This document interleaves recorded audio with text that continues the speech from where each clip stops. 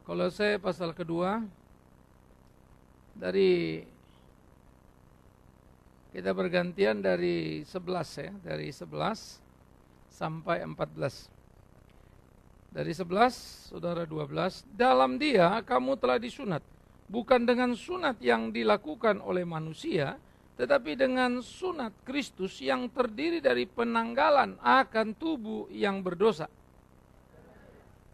Kamu juga, meskipun dahulu mati oleh pelanggaran dan oleh karena tidak disunat secara lahiriah, telah dihidupkan Allah bersama-sama dengan Dia sesudah Ia mengampuni segala pelanggaran kita. Ia telah melucuti pemerintah-pemerintah dan penguasa-penguasa dan menjadikan mereka tontonan umum dalam kemenangannya. Saudaraku yang kekasih, pada waktu kita membaca dua bagian ini, kita diajak untuk memahami seutuhnya apa sebetulnya latar belakang ketika sakramen dikerjakan oleh gereja. Perjalanan manusia jatuh ke dalam dosa, maka mautlah yang menantinya. Perjalanan manusia, perjalanan binasa. Dari kebinasaan menuju kepada kebinasaan. Keterpisahan dengan Allah hanya akan berujung dalam maut yang tak terelakkan.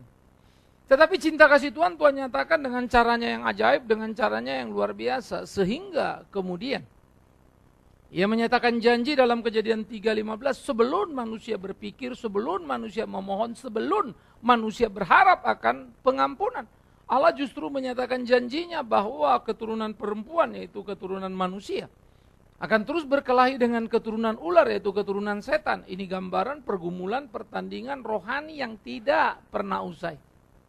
Maka ujung daripada pertandingan itu adalah keturunan ular atau keturunan setan akan menghancurkan tumit keturunan perempuan. Tapi keturunan perempuan akan meremukkan kepala keturunan ular itu.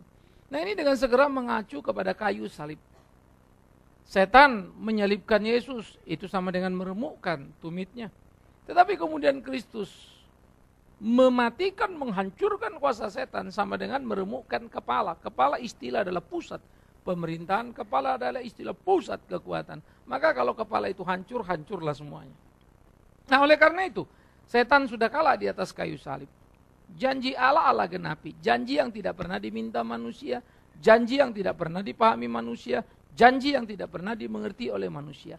Karena itu, dengan pengertian itu seharusnya dengan segera kita bisa melihat betapa Allah mendahului manusia dalam berinisiatif mengadakan perjanjian mutlak datang dari Dia, dan bagaimana Dia berkenan kepada manusia yang tidak layak diperkenan. Nah, itulah yang muncul kemudian dalam perjanjian lama menuju kepada perjanjian baru. Sehingga perjanjian lama penting menjadi gambaran. Manusia diberikan kesempatan untuk beragama dengan usaha sendiri. Berbagai peraturan diberikan yang disebut dengan nama Taurat. Tetapi sejarah membuktikan manusia gagal dan tidak ada yang bisa memenuhi tuntutan hukum Taurat dengan sempurna. Oleh karena itulah tuntutan hukum Taurat dipenuhi oleh Kristus dan Dia berkata, aku datang bukan meniadakan, tapi menggenapi hukum Taurat. Sehingga dengan kegenapan hukum Taurat, maka pengharapan itu menjadi nyata, penebusan dosa menjadi mungkin oleh Kristus dan bukan manusia. Oleh karena itu kasih karunia harus dipahami di dalam dimensi yang seperti ini. Itu sebab kemudian para rasul selalu mengumandangkan bahwa di kolong langit ini tidak ada nama lain kecuali nama Kristus yang di dalamnya ada keselamatan. Nah, karena itu saudara, sejarah perjalanan manusia dengan segera bisa kita lihat di sana. Bagaimana Dia mendahului di dalam seluruh inisiatif untuk mencintai manusia. Nah, inilah menjadi semangat kekristenan. Sekalipun semangat ini seringkali pasang surut dalam pemahaman, bahkan menjadi kacau di kekinian. Sehingga manusia menepuk dadanya dan berpikir, ia telah melakukan segala sesuatu dalam hidupnya. Sekalipun mungkin dalam kata-kata, kita akan berkata segala sesuatu datang dari Tuhan oleh Tuhan. Tapi hidup kita, cara kita tidak menunjukkan hal itu. Terjadi pengingkaran terhadap apa yang dikatakan. Nah, ini menjadi pergumulan serius, saudara. Nah, oleh karena itu ketika kita menjalani bagian daripada ibadah, khususnya di dalam sakramen, perenungan mendalam harus kita buat, dan supaya kita mengambil tindakan-tindakan yang betul-betul bertanggung jawab. Tidak terjebak hanya pada ritual-ritual gerejawi yang kosong belaka. Seperti orang Israel yang mulanya begitu suci sunatnya, tetapi kemudian terjebak hanya pada ritual sunat, tapi kehilangan maknanya. Dan Musa harus mengingatkan ulang orang Israel. Jikalau engkau disunat, ingatlah, bukan hanya disunat lahiriamu saja, tetapi sejatinya yang dikehendaki itu adalah sunat terhadap hatimu dan pikiranmu, supaya bersih dari perkara yang jahat. Dan inilah yang harus dipikirkan orang Kristen, bahwa engkau datang membawa anakmu dibaptis, bahwa engkau mengaku percaya, bukan hanya memenuhi ritual gereja, tapi bertanggung jawab sebagai orang tua membawa mereka mengerti kebenaran yang sesungguhnya. Tetapi bagaimana engkau mau membawa anak itu mengerti kebenaran, jika engkau sendiri tidak memahaminya? Bagaimana engkau bisa memimpin anak itu untuk mencapai suksesnya, jika engkau seorang gagal dalam kehidupanmu? Apa yang akan dilihatnya? Apa yang akan dipelajarinya? Karena itulah tiap orang tua harus bertanggung jawab pada tiap tindakannya. Nah, saudara-saudaraku, oleh karena itulah ini menjadi pemikiran serius kita. Maka di dalam perjalanan penggenapan janji Allah itu, dinyatakannya lah kepada Abraham yang tadi kita baca, bahwa Abraham akan menjadi bangsa yang besar, janji keturunan. Sesudah sebelumnya janji kepada Nuh, janji keselamatan atas bumi yang terkutuk karena dosa itu. Tetapi Tuhan berkata bahwa bumi ini tidak akan lagi dihantam oleh air bah. Sehingga janji keamanan atas dunia diikuti janji kepada Abraham atas keturunan yang akan kemudian dia beranak cucu dan tinggal di tanah Kanaan yang bukan tanahnya. Engkau orang asing di sini karena dia datang dari Ur Kasdim. Dan engkau akan tinggal di sini. Yang menjadi menarik, saudara, mengapa Allah membawa Abraham meninggalkan kotanya, lalu tinggal di tanah yang bukan tanahnya, yang kelak Allah berikan kepada dia. Sehingga ada istilah, orang Israel tidak pernah tinggal di tanahnya. Ya, dalam istilah politis sekarang, orang Israel menduduki tanah orang Palestina. Maka orang Palestina berhak atas kemerdekaannya. Saya kira orang yang bicara tidak terlalu mengerti sejarah, tapi memaksakan pemahamannya. Palestina bukan Filistin, different case. Pada zaman Daud itu sudah selesai. Ya, tetapi pergolakan penjajahan membuat orang keluar masuk di dalam kehidupan itu. Ya, dan peta Israel pun yang sekarang berbeda dengan peta Israel ketika 12 suku mendapatkan tanahnya. Sehingga mempelajari Israel tidak bisa hanya untuk mempelajari hal-hal sosiologis politik saja, tetapi kita mesti memperhatikan data-data teologis, dan Alkitab suka atau tidak harus menjadi pegangan. Tetapi memang dunia tidak akan pernah pakai Alkitab, bukan? Sayangnya orang Kristen pun tidak mengertinya. Itu yang repot. Kalau dunia tidak ngerti, saya bisa ngerti. Tapi kalau gereja tidak ngerti, saya juga nggak ngerti. Ya, bagaimana orang-orang Kristen bisa tidak memahami hal-hal seperti ini? Nah, ini menjadi problem serius. Nah, kita kembali. Janji yang dikatakan kepada Abraham, janji keturunan dan berkat akan tanah yang besar, bagaimana mereka akan tinggal di sana. Nanti digenapi ketika orang Israel kembali dari tanah pembuangan dari Mesir. Tanah ini jadi tanahmu yang bukan tanahmu. Lalu dibuang ke Mesir. Dari Mesir anakku kupanggil lalu kembali. Muncul lagi pertanyaan. Begitu sulitnya kah Tuhan mewujudkan janjinya? No. Bagi Tuhan gampang sekali memberikan apapun yang dia mau berikan, bukan? Tetapi dia mau kita belajar. Who are you? You are nothing. Siapa kamu? Kamu bukan apa-apa. Tanah yang kau injak, kau orang asing. Tapi hari ini aku taruh kau di situ. Karena dia penguasa atas alam semesta. Dia penguasa atas setiap tanah. Tetapi tidak ada orang mendapat kehidupan jikalau bukan Allah yang memberikan. Ini harus kita pahami sama-sama. Rumah boleh rumahmu sertifikat atas nama hak milikmu. Tetapi jangan lupa, Tuhan hanya memberikan itu dan menitipkan itu padamu. Maka dia harus menjadi kepala dalam rumahmu. Atau dia akan membuangmu seperti Israel dibuang dari tanah Kanaan. Terpecah dualah mereka. Yang utara dibuang ke Asyur, yang selatan dibuang ke Babel. Kalau kita belajar histori, sejarah daripada Israel, bagi saya itu mencengangkan sekali. Tuhan memberi, Tuhan mencabut. Itu kalimat Ayub yang sangat terkenal. Tapi tampak jelas dalam perjalanan bangsa itu. Nah, oleh karena itu ketika kemudian Yesus Kristus datang dan sudah menggenapi semuanya, anak-anak yang disunat itu umur 8 hari. Kemudian bergerak ke dalam perjanjian baru, sunat digenapi oleh Kristus. Apa itu sunat? Sunat adalah dipotong kulit katannya. Pada waktu dipotong kulit katan, darah itu akan menumpah jatuh ke bumi. Artinya apa? Bumi yang terkutuk, ya, dilegalitas oleh darah yang tertumpah. Itulah syarat perjanjian antara Allah dan manusia. Ini janjiku padamu, aku menjadikan kau bangsa yang besar. Tapi inilah bukti perjanjian kita. Sunat, umur berapa? 8 hari. 8 hari tahu apa? Mana mereka ngerti apa-apa? Kenapa mereka disunat? Saudaraku, sejak kapan orang bisa mengerti apa-apa? Bahkan sekarang pun kita tidak pernah mengerti apa-apa sampai dia menyatakan dirinya. Itu sebab perjanjian baru dengan clear menjelaskan ulang perjanjian lama. Aku yang memilih engkau menjadi anakku. Aku yang membawa kau keluar dari tanah Mesir. Itu 10 hukum Taurat. Akulah Tuhan Allahmu yang membawa kau keluar dari perbudakan tanah Mesir. 1, harus, dan 2, dan 3, dan seterusnya. Itu Allah berinisiatif memberikan hukum.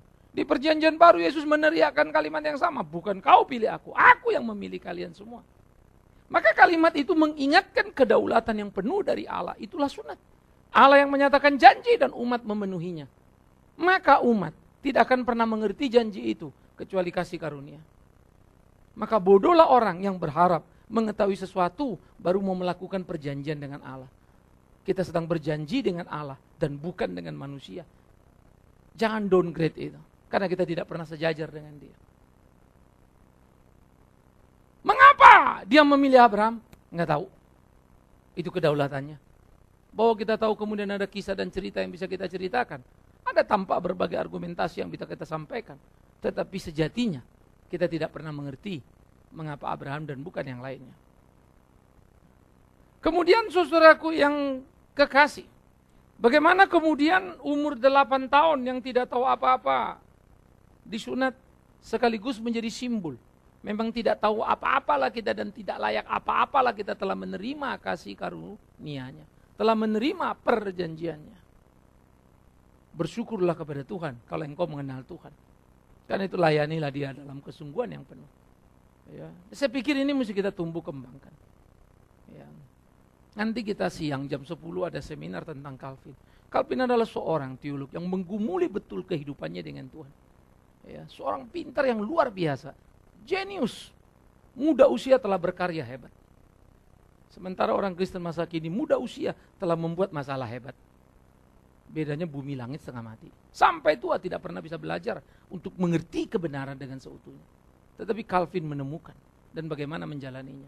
Maka saya menemukan jejak benang itu dan terus menikmati bagaimana pergumulan bapak-bapak beriman dalam proses pengenalan mereka akan Tuhan itu. Luar biasa sekali. Nah oleh karena itu saudara, apa yang dialami oleh Abraham dan sunat itu adalah kasih karunia Allah yang bersifat mutlak dan bukan soal manusia. Tapi soal dia yang rela menyatakan itu. Tapi harus ada simbolnya darah. Darah adalah simbol kehidupan. Itu sebab di perjanjian lama orang tidak boleh makan darah. Karena darah adalah simbol penebusan dosa. Sesudah darah sunat, darah perjanjian, kalau bikin salah gimana? Mesti bereskan lagi. Dengan apa? Darah domba. Tidak orang itu disunat ulang, bukan. Tapi darah domba harus ada korban. Tapi korban itu harus mati dan tidak boleh hanya darahnya yang tertumpah. Mati. Karena dosa upahnya maut. Tetapi kemudian berulang-ulang kali orang harus memenuhi tuntutan itu. Dan sebetulnya manusia tidak pernah mampu. Karena berulang kali pula manusia berbuat dosa. Maka korban tidak akan pernah cukup. Oleh karena itu Kristus datang dan Ibrani berkata, dia berkorban satu kali untuk selama-lamanya.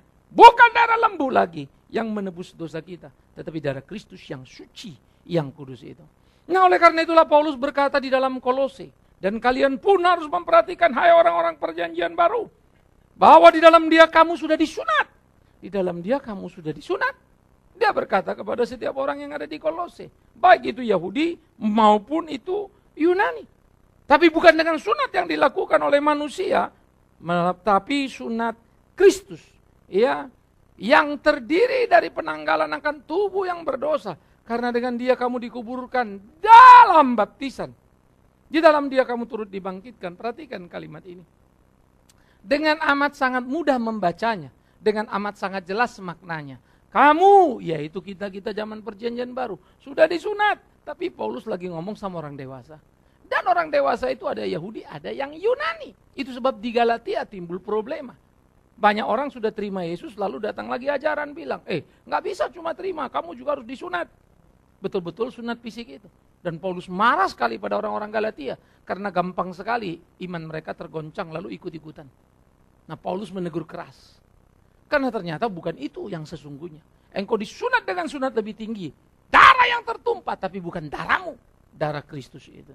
Yaitu dibaptis. Nah pada waktu istilah dibaptis diberikan di situ. Maka kita menemukan kesejajaran sunat dan baptis. Tapi waktu kamu dibaptis, bukan darahmu, darah Kristus yang tertumpah. Di dalam matinya engkau ikut mati dan bangkit menjadi hidup yang baru. Itu sebab kemudian, kalau kita mengikut ke dalam perjanjian lama, Sejak dini anak itu harus dibaptis supaya dia terikat kepada Kristus yang hidup itu. Baptis anak bukan sembarang pengajaran. Konsistensi Alkitab terpancar jelas di sana. Lalu kenapa orang-orang di perjanjian baru zaman Yesus atau zaman Rasul banyak orang dewasa yang dibaptis? Ya karena mereka baru terima Yesus, baru percaya. Dan kita pun menjalankan itu namanya baptisidi. Nah oleh karena itu saudara-saudara yang dikasihi oleh Tuhan Yesus Kristus, sadarilah ketika saudara-saudara orang tua membawa anak dibaptis, ini bukan barang mainan untuk memenuhi selembar kartu baptisan supaya jelas status anak itu. Demi Tuhan yang hidup, kalau itu yang kau pikirkan, celakalah engkau. Maka tiap orang tua harus bertanggung jawab secara penuh terhadap iman anak itu dan masa depan. Bukan soal besok dia mau kerja di mana, masa depan. Sesudah kematian dia kemana. Perhatikan kalimat saya. Bukan soal masa depan, nanti dia kerja apa. Tapi masa depan, kalau dia mati, dia kemana. Dan saya pikir ini penting sekali menjadi pertanggungjawaban sungguh. Supaya setiap kita sebagai orang tua punya proyek besar dan sadar akan tugas tanggung jawab. Bagaimana menolong anak-anak untuk terus tumbuh beriman dalam keimanan yang utuh itu. Yang penuh itu. Sampai kemudian mereka dididik sampai dewasa. Dan mereka harus menyatakan imannya yang kita sebut CD itu. Sehingga mereka menjadi bagian daripada jemaat yang dewasa. Dan berhak atas sakramen berikutnya. Yaitu perjamuan kudus itu. Karena iman mereka sudah nyatakan. Mereka berhak menerima. Aturan Alkitab bagi saya sangat mengagumkan. Ya, strukturalnya begitu kuat setengah mati.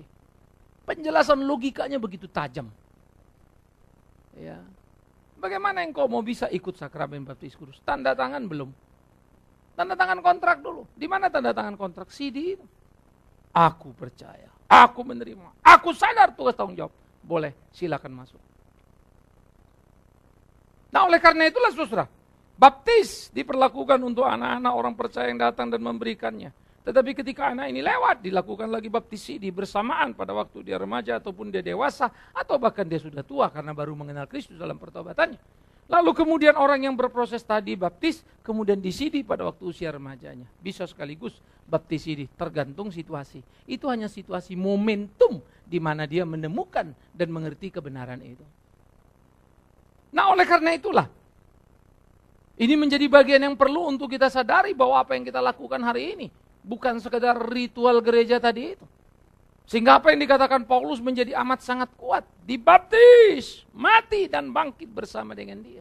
Yang jelas di sini bukan cara mati atau cara bangkit. Sehingga banyak orang yang selesikan itu seperti ditenggelamkan. Di Israel tidak ada orang mati dikuburkan ke dalam tanah. Semua orang di dalam gua. Yesus keluar dari gua. Talpot itu bentuknya gua, ada lubang dimasukkan, ditaruh di atas batu. Tidak pernah utuh masuk ke dalam kuburan seperti yang kita pahami. Karena itu barang siapa menjelaskan orang mati kan dikubur. Ayah Anda gak pernah ke Israel atau Anda gak ngerti budaya Israel atau gak mau ngerti. Nah, itu miris juga itu. Ya, bukan. Tapi kematian, simbol kematian terhadap apa? Kematian Kristus itu. Mati terhadap dosa itu. Tapi bagaimana anak-anak kan gak ngerti? No, orang tuanya bertanggung jawab untuk itu. Tidakkah tiap kita orang tua bertanggung jawab untuk mendidik anak kita? Ini natural saja dulu, bukan? Kita didik anak kita, kita sekolahkan mereka supaya mereka pintar. Dan kita berjibaku luar biasa, kasih tahu mereka yang baik apa. Kita berkeringat. Dan orang tua bertanggung jawab bahkan rela berdarah demi masa depan anak-anaknya. Ya, saya selalu kagum pada orang tua di masa lampau. Yang bagaimana berjuang dengan cara luar biasa.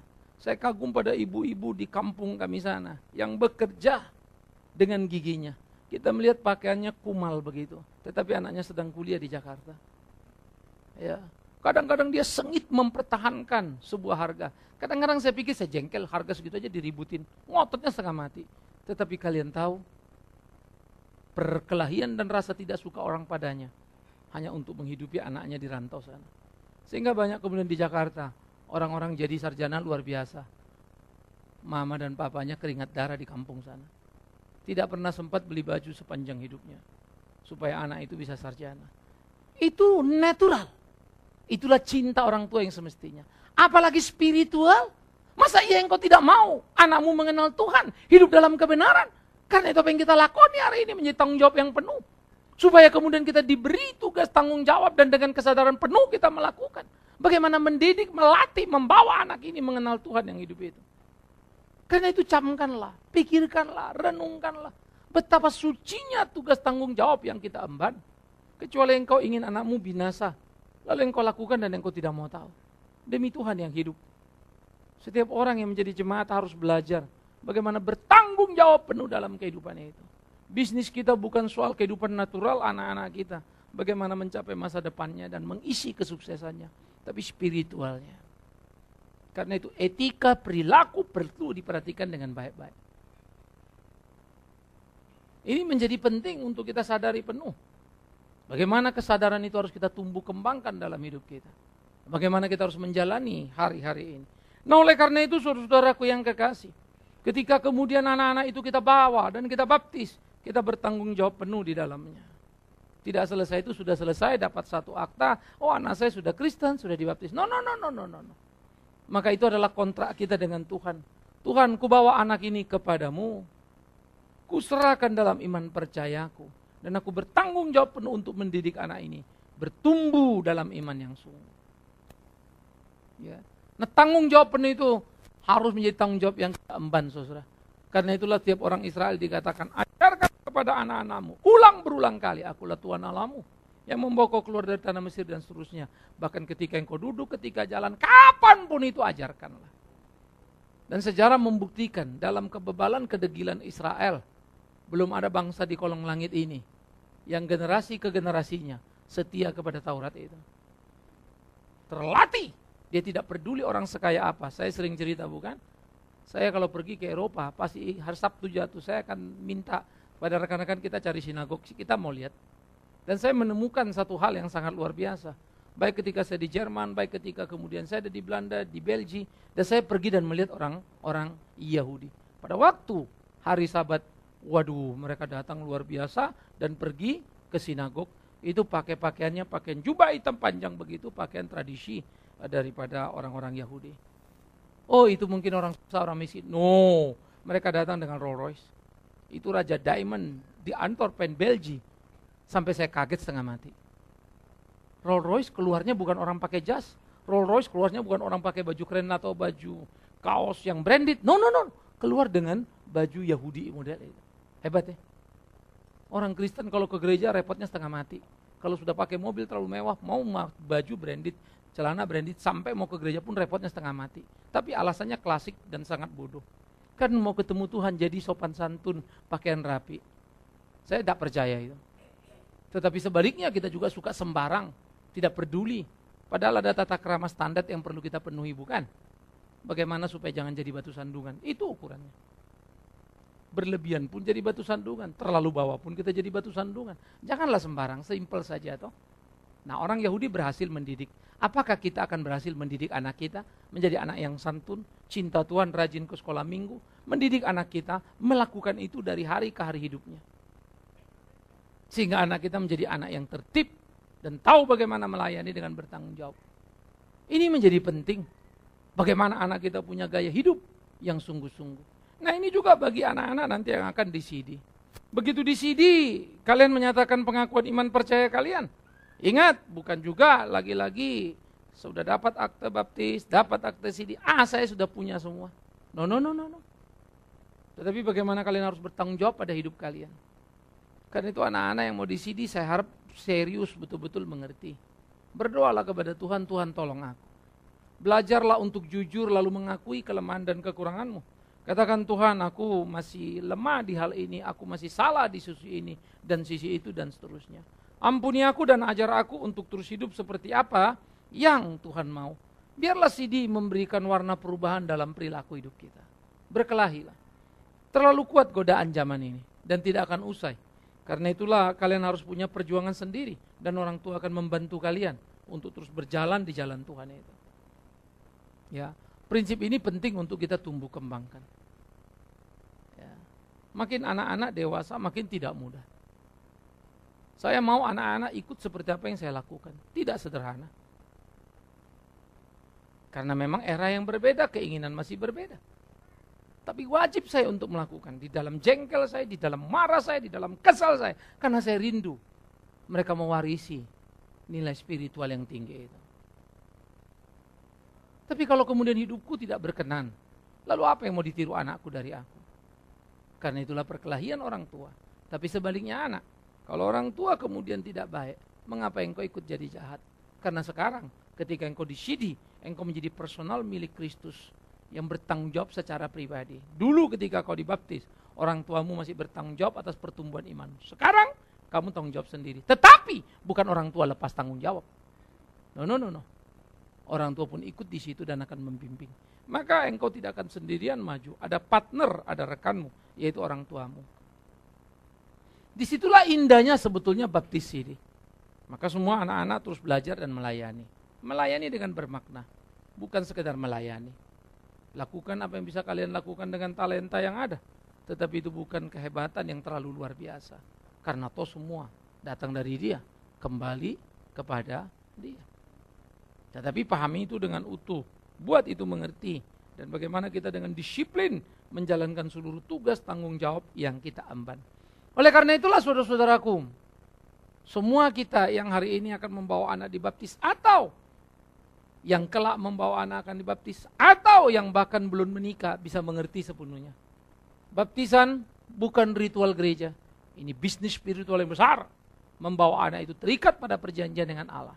Baptisan bukan ritual di mana orang tua membawa lalu selesai tugasnya. No, justru secara keimanan baru memulai dan bertanggung jawab di depan jemaat. Engkau bawa anakmu dibaptis, engkau harus bertanggung jawab mendidik dia supaya dia hidup mengenal firman Tuhan seturut perintah Allah itu. Ulangan pasal 6. Mengajarkan dia ulang berulang kali ketika duduk jalan dan seterusnya, dimanapun kapanpun. Apa itu kebenaran? Maka sudah menjadi panggilan orang tua untuk bisa mengerti penuh. Ya, saya kalau selalu berdebat anak-anak soal pelayanan, maka saya akan selalu mengatakan, yang kalian lakukan bagi saya masih kelewatan. Terlalu banyak kelebihan kalian dari papamu. Ya, anak-anak saya jago musik, semua jago ini, saya tidak.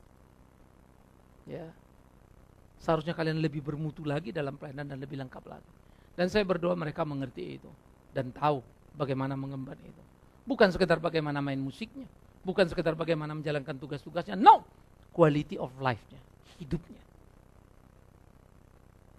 Nah, mari kita orang tua sama-sama punya bisnis yang sama, supaya semua anak-anak kita latihan sama-sama, bukan? Karena mereka akan mendengar orang tua mereka sama. Karena itulah ini kita bekerja dan berjuang. Maka kita akan memberikan satu masa depan natural pada anak kita, sekaligus masa depan spiritual. Menolong mereka mencapai hidup cita-citanya, bekerja dan berkarya, tapi juga menolong mereka sesudah kematiannya, sehingga mereka tahu akan melangkah kemana. Bukankah gereja akan menjadi gereja yang kuat, gereja yang kokoh? Karena itu tiap kali dijalankan baptisan, tiap kali dijalankan sidi ataupun baptisidi, tiap kali kita sedang tanda tangan kontrak bisnis dengan Tuhan, akankah gereja sungguh-sungguh dan bermutu? Yang mengecewakan, kalau dengan baptisan dengan sidi anak-anak bertambah, jemaat bertambah, tetapi sebetulnya hanya kuantitas belaka. Kita sedang mempermainkan kontrak suci itu, bukan? Karena itu mari kita memahaminya dalam kepenuhan. Karena tanda tangan kontrak itu tintanya adalah darah Kristus Tuhan kita. Dan dialah pena sejati itu. Mari kita gumuli hari-hari kita. Dan mari kita sungguh-sungguh bagaimana kemudian kita berjalan dalam kehidupan kita. Sehingga kita yang dulu mati, kini telah hidup bersama-sama dengan Dia. Surat kita hutang dulu. Hutang maut yang harus kita bayar sudah dilunasinya. Dan Dia menanggung maut itu di atas kayu salib. Memenuhi murka Allah terhadap dosa itu. Dia memerdekakan kita. Bersyukurlah kepada Tuhan yang hidup itu. Dan kepada setiap orang yang sudah dibaptis, sudah disidi, kiranya ini juga mengingatkan kita. Supaya kita mengingat ulang, saya sudah dibaptis, saya sudah disidi, tapi ya dulu saya tidak ngerti loh. Dulu saya begini loh, yes. Banyak orang tidak mengerti, tapi bukan berarti engkau diulang kembali. Diulang pun kau tidak akan pernah ngerti. Karena kau mengerti menurutmu kau mengerti. Waktu diulang saja menunjukkan kau tidak mengerti betapa Tuhan sangat mengerti dalam ketidakpengertianmu. Bisa mengerti ya? Sehingga waktu saya nggak ngerti dulu, sekarang saya diulang. Itu pun menunjukkan ketidakpengertianmu siapa Tuhan. Karena Tuhan sangat mengerti dalam kebodohanmu. Tuhan sangat mengerti dalam ketidaktahuanmu. Tapi kau pikir kau sekarang mengerti, lalu ulang kembali. No, salah. Itu hanya menunjukkan ketidakpengertianmu. Siapa Allah. Allah luar biasa. Dinyatakannya janjinya, digenapinya semuanya. Bagaimana si penyamun itu tahu Yesus itu Tuhan dan dia mempercayakan diri di kayu salib? Iman bukan? Dari mana iman itu datang? Roh Kudus. Bukan dia hebat, tapi Roh Kudus luar biasa. Tuhan luar biasa menyatakan cinta pada orang sejahat dia di tempat yang hina dina, kayu salib. Jadi kita belajar, tidak terlalu penting siapa kalian, sesuci apa kalian, karena tidak satupun kalian suci, begitu pula aku.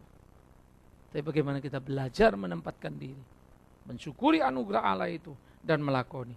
Maka yang sudah dibaptis, yang sudah disidi, kiranya kita dikobarkan kembali, diingatkan kembali akan panggilan hidup kita untuk melayani Tuhan dalam kesungguhan yang penuh. Diingatkan kembali untuk terus menyala-nyala melayani Dia, supaya hidup kita sungguh-sungguh menjadi hidup yang berkenan kepadanya. Dan biarlah ini saudaraku menjadi panggilan surgawi yang terus menyalak dalam hidup kita, yang terus berkobar dalam batin kita, sehingga kita sungguh-sungguh menghidupi kehidupan ini untuk puji hormat bagi namanya.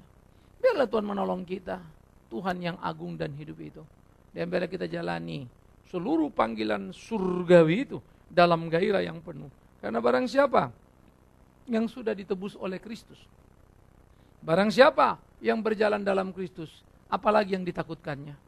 Paulus menyebutnya, bagiku hidup adalah Kristus dan mati adalah keuntungan. Maka beruntunglah engkau anak-anak yang dibaptisidi, jikalau itu menjadi warisanmu. Dan beruntunglah engkau yang sudah menjalaninya, jikalau itu kau imani dalam kehidupanmu. Maka tanyalah pada diri kita, yang sudah dibaptisidi, betulkah hidup kita Kristus dan mati keuntungan? Sehingga tidak ada kegentaran dalam kehidupan dan pengabdian yang penuh kepada Tuhan untuk apa yang dirindukan dan diinginkannya. Dan kepada yang akan dibaptisidi, kepada yang sudah dewasa, ingat, engkau sudah memasuki satu proyek baru dalam hidupmu. Hidupmu Kristus dan mati adalah keuntunganmu. Raih itu, miliki itu dalam pergumulan keseharianmu. Ya, kalau engkau satu waktu sukses di dalam masa depanmu, engkau bukan orang yang paling hebat di kolong langit ini. Terlalu banyak orang yang lebih kaya dari kita, terlalu banyak orang yang lebih pintar dari kita, dan mereka bukan Kristen. Tidak ada kesaksian ekstra yang bisa kau katakan di sana. Tetapi perilaku dan hidupmu, tidak banyak orang baik, orang benar hidup di dalam dunia. Mereka lah milik Kristus itu. Dan bagi anak-anak yang dibaptis, biarlah orang tua menyadari itu. Sehingga sebagai orang tua, memacu diri untuk bertanggung jawab penuh dan berjanji kepada Tuhan untuk membawa anak-anak itu terus hidup dalam kebenaran. Sehingga sungguh-sungguh hari ini menjadi hari sakral yang seutuhnya yang bisa kita lakoni dalam hidup menyenangkan hati Tuhan. Bukan tindakan ritual tok, tapi spiritual. Ritual yang kelihatan, harus ada spiritual yang tidak kelihatan di sana, yaitu Roh Kudus yang bersama dengan kita, dan bagaimana iman kita bekerja dan menanggapi itu dengan sungguh-sungguh. Biarlah Tuhan menolong kita dan Tuhan memimpin kita. Bersungguh-sungguhlah dalam memahami iman percayamu. Sekali lagi, saudaraku yang dikasihi oleh Tuhan Yesus Kristus, keluarga yang datang hadir, mungkin saudara tidak sedang berjemaat di tempat ini, tapi demi Tuhan yang hidup, izinkan saya mengingatkan kita, dimanapun engkau beribadah, hanyalah sebuah organisasi gereja, tapi jadi penting bagaimana engkau bersikap di hidupmu, karena itulah yang Tuhan mau.